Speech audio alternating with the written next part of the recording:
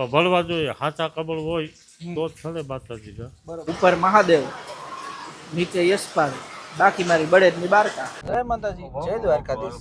તમારું આપણા વ્લોગમાં હાર્દિક સ્વાગત છે. કેમ છો બધા? મજામાં? એમ બધા મજામાં? હવે બધા મજામાં, પણ હવે થોડીક ભીડમાં જઈ ગાયો ગોતી લગભગ હવારના, પણ અત્યારે એક ગાયનો મેળ પડ્યો છે. હવે ઈ જોવા જાય કેવી નીકળે, શું હે, શું ભાવ, પછી ખબર પડે. કારણ કે અમે આ એટલું રેખડા ને આખું ઘેડ વીખી નાખ્યું, પણ કાંઈ મળ્યું જ નહીં. હવે છેલ્લે છેલ્લે અમે દ્વારકાધીશ ભગવાન માધવપુર વાળા પાસે જઈ, અને એ બાજુ જ ગાય છે એક, એ બાજુ જોઈ લઈ અને કેવું કરીએ પછી તમને બધાને કહી. બરોબર. અને અહીંયા તો જો વચ્ચે ટૂંકમાં વરસાદ હતો બપોરે, અત્યારે પાછો નીકળ્યો તડકો. અને આ રસ્તો છે આખો ઘેડનો, જુઓ તમે. અહીંયા પાણી ભરાઈ જાય ચોમાહે, આ બધું ડૂબી જ જાય. આ અડધે અડધે આવી જાય, ગાડી ન નીકળે. હવ પૂરું આ રસ્તો બંધ. આગળ જોજો નદીઓ આવશે, તમને આ સેલકા આવશે નકરા.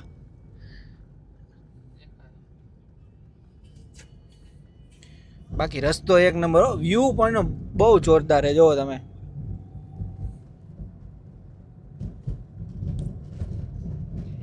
અહીંયા તમે એકલા પડ્યા એટલે ક્યાંય ના નો રહ્યો, પછી ઉ થાય. તમે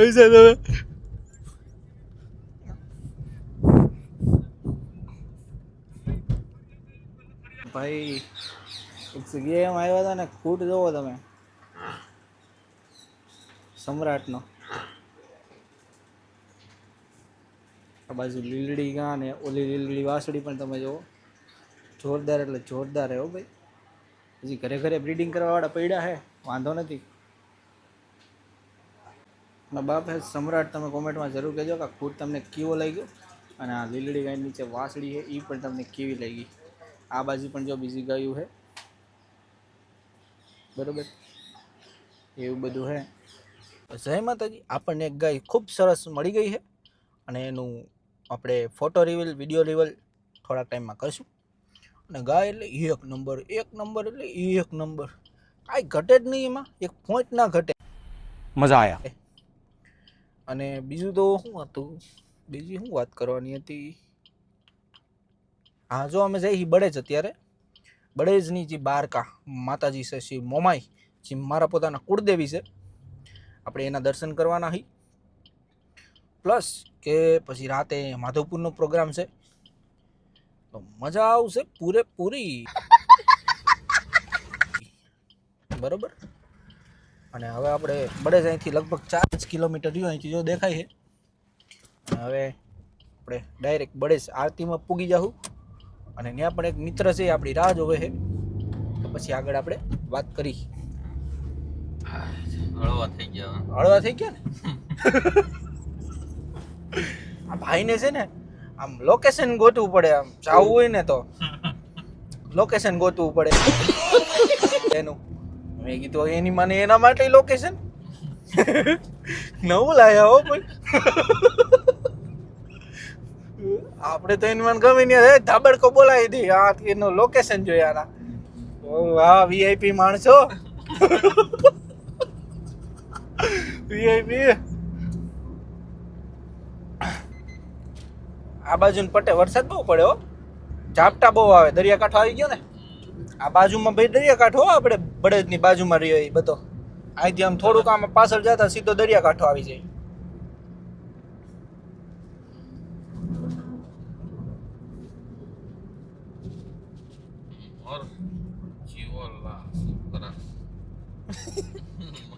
મૂકો લે તમે, મમરા ભરાઈ ગયા ગયો લે મારો.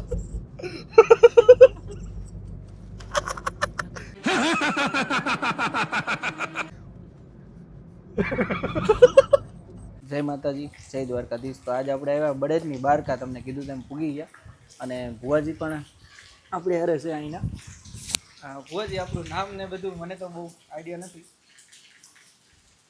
મારું નામ છે જેઠા હતા લાથા હતા ઉલવા, ગામ બળે, ભુવા કેળા ને માતાજીનો મઠ બળે. મોમાઈમાંનો મઠ છે ને. મોબાઈલ અને એક એવું કે મેં જોયું કે બળેજ છે લોહી છે બધે માતાજીના સંખ્યા મૂર્તિ કે એવું કઈ નથી એનું કઈ રીતનું છે બધું? નહીં અમારે જે તે સમયના માતાજી આવ્યા ત્યારથી શંખ જ પૂજાય. શંખ અને મૂર્તિ કે બીજું કઈ નહીં? નહીં એવું કંઈ ન હોય. માતાજીની ધજા મોરપીસની ધજા હોય બરોબર એના અમે પૂજીએ છીએ. બરોબર અને માતાજીના શોખ એની અમારે સેવા પૂજા થાય. અમે માગીએ પણ બહુ. અમારે પણ માતાજીના ચેનલ હોય એ પણ આવે છે. પછી મહેમાન બહુ આવે છે. પછી દૂધ ચડાવવા બહુ આવે છે. પછી અમારું જમણવાર 24 કલાક ચાલુ હોય. મેં એક જોયું કે આપણો જે મંદિરનો રીત રિવાજ છે બધા મંદિરથી આખો આમ અલગ જ છે. કારણ કે પહેલાં તો આપણે શંખની પૂજા માતાજી તરીકે કરી, મોરપીંછની આખી ધજા અને આખું અલગ જ એનું મહત્વ. અને જ્યારે તમારે કંઈક ઉત્સવ હોય ત્યારે કમળ માતાજીને ચડાવે એ રીતે? કમળ અમારે તો અમે કરતા જ હોય. 12 મહિના જો કમળ આવે તો કમળ તો અમારે પૂજા ચડે જ એમ. પણ મળવા જોઈએ. સાચા કમળ હોય તો જ ચડે માતાજીના. બરોબર. એમાં લાલ અને સફેદ બે આવે છે પણ એમાં પછી ડુપ્લિકેટ થતા હોય પણ એ ના ચડે. બરોબર. લાલ સફેદ જે આવે છે એ ઓરિજિનલ જે આવતા હોય એ કમળ માતાજીને ચડે. બરોબર. એના સિવાય એ ના ચડી શકે. એટલે આવું બધું અમારે થાય. અને મેઇન કે અહીંયા આપણે દર્શન કરવા લગભગ ઘણા દૂરથી 18 વર્ણના બધા આવતા હોય. બધાય આવે છે. બરોબર. અને એ રીતે શંખનું બધું આખું મહત્વ છે. જબળવાળા બધું ચાલુ હોય. આમ માતાજી ટૂંકમાં મંદિર અમુક જગ્યાએ બંધ હોય ને ખુલે એ રીતની કઈ સિસ્ટમ? મંદિર ઓમ તો અમારા 24 કલાક ગમે ત્યારે મહેમાન આવે તો કંઈક એક દિવસ તમારે ઉત્સવ નહીં કંઈક હોય વધારે? નવરાત્રી ઉપર હોય. માતાજીની પૂજા થાય તો દી ઉત્સવ ગણાય. નકર પછી નવરાત્રી અમે ઉજવીએ અને અમે હવન કરી લઈએ માતાજીને. બરોબર. એ માતાજીના દાણા ઉપર હોય. એ દાણા અમારે આવી જાય તો એ દાણાનું જે અમે નક્કી કરેલું હોય એ જ દાણા જો આવે તો જ પૂજ થાય. બરોબર. જો ના આવે તો ના થાય. માતાજીની રજા હોય તો જ થાય. રજા હોય તો જ થાય. બરોબર. નક્કી મટન ના ખોલે. પછી અમારે ઘીનો વપરાશ વધારે હોય એમ. એ અમારે 500, 700, 1000 ડબ્બા ઘી અમારે પૂજનો ઉત્સવ થાય એટલે ખવાય. ખીચડી ઘી હોય, ઘી ચોખા હોય. બરોબર. જ્યારે નવરાત્રિ માતાજીની પૂજ થાય તો હવનને દિવસે અમારે ખીચડી હોય અને બીજા દિવસે દશેરા દિવસે ઘી ચોખા હોય. બરોબર. એ સવારે 6 વાગ્યાથી ચાલુ થાય 10 વાગ્યા સુધી પૂરું થઈ જાય દશેરા. બરોબર. અને લગભગ કેટલું ટ્રાફિક રહેતું હોય છે આપણે અહીંયા નવરાત્રી પર? 2-2.5 લાખ. 2-2.5 લાખ જેટલું. બરોબર. વાહ. અને બીજું એક મહત્વનું એ કે હું તમને મંદિરના અંદર દર્શન નહીં કરાવી શક્યું કારણ કે અહીંયા કોઈ પણ મંદિર છે બળેજની બારકા છે કે આપણે લોહેજ છે માતા લોડની છે ત્યાં અંદર દર્શન કરવાની પરમિશન નથી. જૂની માન્યતા છે. તમારે જો માતાજીના દર્શન કરવા હોય તો રૂબરૂ અહીંયા પધારજો. બાકી ભુવા હતાના દર્શન તમને આપણે કરાવી દીધા. જય માતાજી, જય મોમાઈમાં. ભાઈ આ છે બળેજની બાળકાનું મંદિર. આપણે ભુવાજીનો જેમ કે ઇન્ટરવ્યૂ લીધો, જમી લીધું અહીંયા. ભુવાજીએ પરાણે આપણને રોક્યા હતા એટલે આપણે જઈમાં પણ વરસાદ જો અહીંયા ડાઈસ કાઢે જુઓ તમે. સોતરા કાઢી નાખે આમ જોવો ને પણ ફૂલ વરસાદ એવું બધું છે વાતાવરણ અહીંનું. ભુવાજી અહીંયા અંદર બેઠા છે બરોબર. અહીંયા બધા માણસો ને એવું બધું છે. બાકી જય રામા પીર, ઉપર મહાદેવ, નીચે યશપાલ, બાકી મારી બળેજની બારકા. इतने तेजस्वी लोग हैं हमारे पास. બરોબર. આવું બધું છે વાતાવરણ અહીંનું. વરસાદ જો ધબધબાટી બોલાવે છે, ચારે બાજુથી વરસે.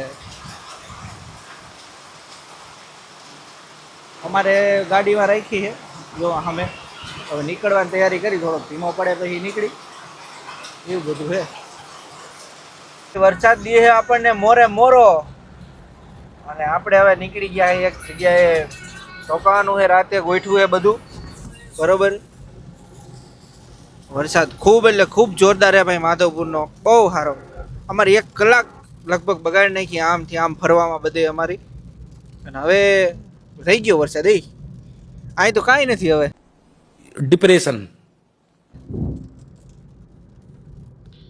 मतलब वो अलग ही लेवल का वरसाद था, સમજ્યા તમે? એવું બધું છે. અને હવે તો જોકે રહી ગયો વરસાદ. હાવ રહી ગયો. હાવ એટલે હાવ રહી ગયો. થોડીક વાર તો ખૂબ આવ્યો. અમારે એક જગ્યાએ રાતિયા ગામ છે ત્યાં એક મિત્રને ત્યાં રોકાવાનો પ્લાન છે. ત્યાં પૂગી જાય પછી કહી તમને બરોબર.